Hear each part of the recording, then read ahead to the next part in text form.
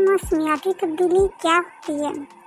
हिजर ने स्कूल से वापसी पर अपना बस्ता एक तरफ रखते हुए पूछा। शायद आज जोग्राफिया के पीरियड में उनके टीचर ने इसके बारे में कोई बात की थी।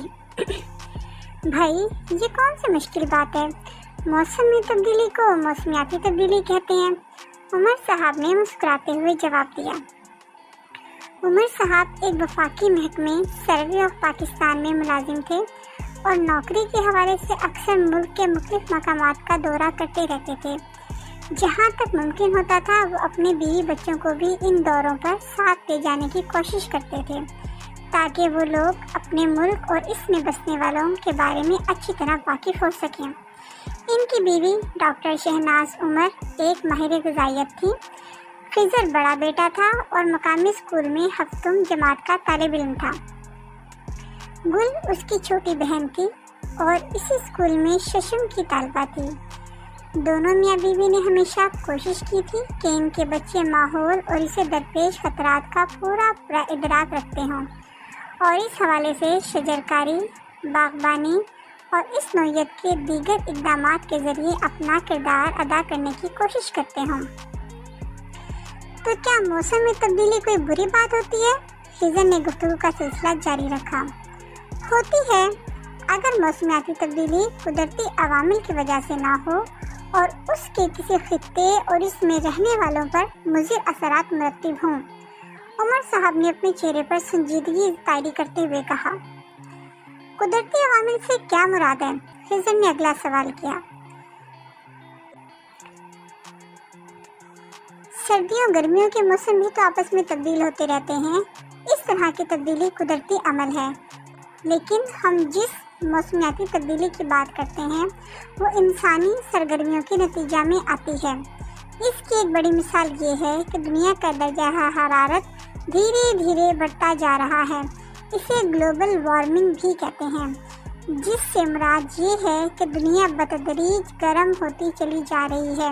उमर साहब ने वजाहत की। कैसे आती है ये मौसमियाती तब्दीली?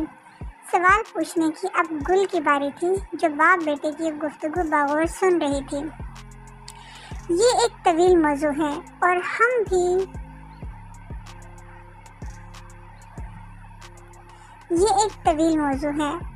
भी। तुम लोग हाथ मुँह धोकर खाना खा लो तो इसके बारे में बात करते हैं। उमर साहब ने बच्चों को हिदायत दी। बच्चे खाना खाकर फारिग हो चुके तो उमर साहब ने गुफ्तगू का सिलसिला दोबारा शुरू कर दिया। मौसमियाती तब्दीली की बहुत सी वजूहात हो सकती हैं, लेकिन एक बड़ी वजह जंगलात की कटाई है। जंगलात कटने से क्या फ़र्क पड़ता है? गुल समझना चाह रही थी। एक फ़र्क पड़ता हो तो बताऊं। सबसे पहले तो ये कि जंगल ज़मीन के लिए फेफड़ों का काम देते हैं, कार्बन डाइऑक्साइड जज़ब करते हैं और ऑक्सीजन को खारिज। इसके अलावा भी हवा से मुज़िर गैसें और ज़रात जज़ब करके इसे साफ बनाते हैं। फिर जंगलात बहुत से परिंदों और जानवरों का मस्कन भी होते हैं। वो खुराक हासिल करने का ज़रिया भी होते हैं और तिब्बी फ़वाइद के हामिल पौधों का भी। इनसे हासिल होने वाली लकड़ी जलाने, फर्नीचर बनाने और तामीराती कामों में इस्तेमाल होती है। दरख्तों से ही कागज़ बनाया जाता है, सैलाब के खिलाफ ढाल का काम देते हैं और ज़मीन का कटाव रोकते हैं। दरख्त आंधियों और तेज़ बारिशों का ज़ोर भी तोड़ देते हैं और इस तरह बहुत हद तक इनसे होने वाले नुकसान, ख़ास तौर पर मिट्टी को उखड़ने से बचा लेते हैं और फिर मौसमों की शिद्दत को भी कम करते हैं। عمر صاحب ایک ہی سانس میں بے شمار فوائد گنوا گئے۔ انہوں نے یہ بھی بتایا کہ جنگلات کے بیان کردہ فوائد سے مستفید ہونے کے لیے کسی ملک کے کم از کم 25% رقبہ پر جنگلات ہونا ضروری ہیں، اور اس کے برعکس پاکستان کے محض 4.8% رقبہ پر جنگلات موجود ہیں۔ اگر درختوں کے اتنے فائدے ہیں تو لوگ انہیں کیوں کاٹتے ہیں؟ گل نے پوچھا۔ خاصا معقول سوال ہے، عمر صاحب نے ہمیشہ کی طرح سوال پوچھنے پر اپنے بچوں کی حوصلہ افزائی کرتے ہوئے کہا۔ یہ سب تیزی سے بڑھتی آبادی کا کیا دھرا ہے۔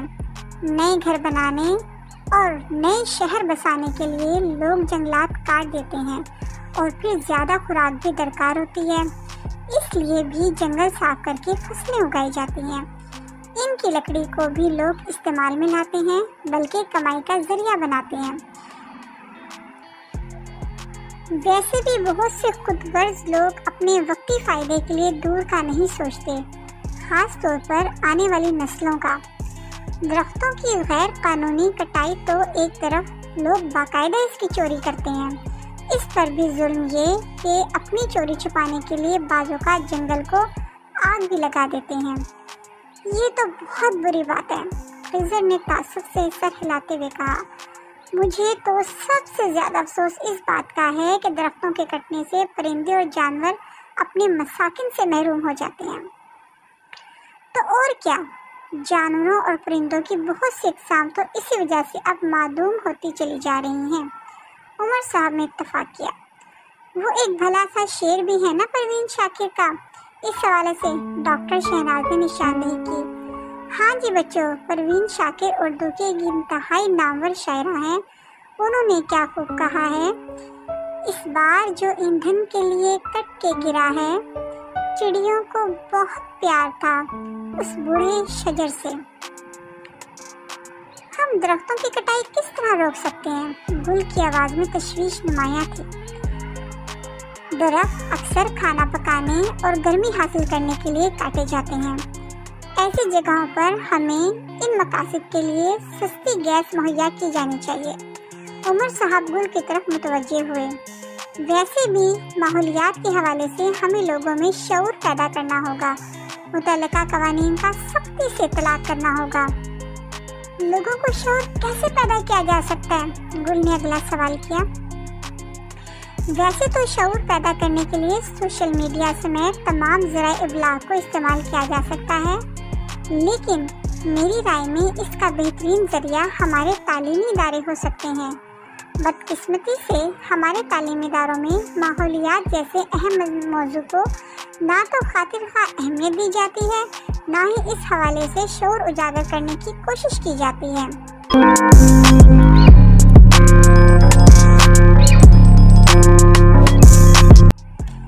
میری رائے میں تو موسمیاتی تبدیلی کی اہمیت کے پیش نظر اس کو ہفتوں کی سطح پر ایک الگ مضمون کے طور پر نصاب میں متعارف کروانا چاہیے، عمر صاحب نے جواب دیا۔